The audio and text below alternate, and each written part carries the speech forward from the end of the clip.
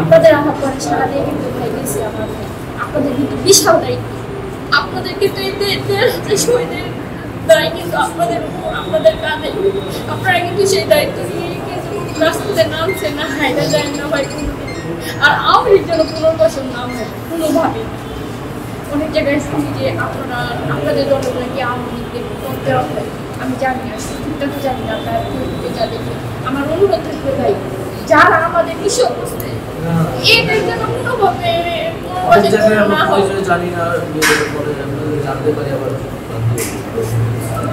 আমাদের সেই সমস্যাগুলো সমাধান করতে হবে। আমাদের বিশাল একটা পরিবর্তন দরকার, আমাদের নৈতিক পরিবর্তন। আমি আপনার অনুরোধ যে দলীয়ভাবে নৈতিকতার একটা চর্চা রাখবেন। আপনাদের যে গ্রেপ্তার হল ওদেরকে আমরাও লজ্জা বোধ করি, কারণ আমরা ওদের সবসময় করি প্রার্থনা করি যে ওরা দেশে করি।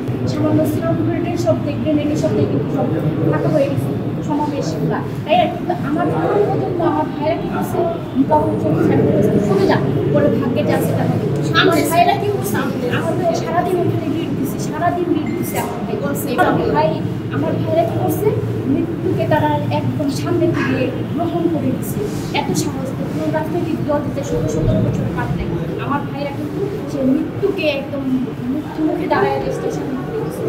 তাহলে আমরা সবসময় সেখানে আমরা গর্ব করি আমাদের নতুন প্রজন্মকে নিয়ে, আমার ভাইকে নিয়ে। আমার ভাইকে ইলেকট্রা মিক্সার গ্রাইন্ডার ঝামেলা কমায়, সময় বাঁচায়।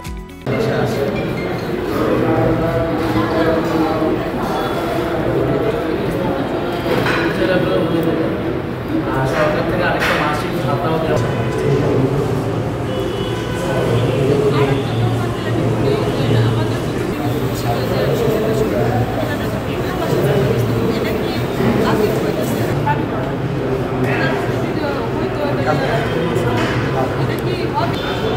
তো কাজ হইতেছিল প্রকল্পে, আবার দুর্নীতি ধরা পড়ছে, আবার একটু তদন্ত করতেছে। পাশে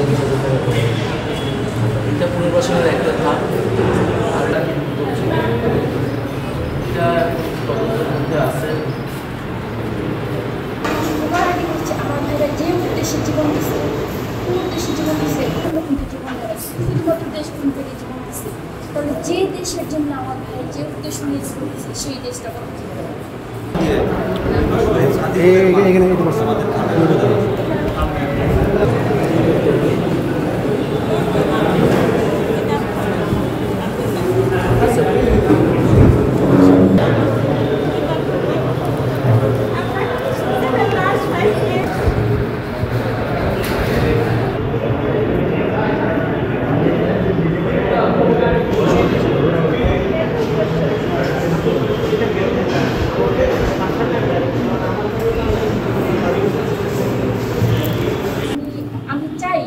সেই ভাইয়েরা কোনোভাবে কলঙ্কিত না হোক, ওদের সেই গর্বের জায়গাটা একটু কোনো নষ্ট না হোক। ওরা এই পরিবর্তনটা যেভাবে আসছে সেই পরিবর্তনটা ধরে রাখতে হবে, ধারাবাহিক কিন্তু সেই বাংলাদেশ করতে হবে। আপনাদের কিন্তু এটাই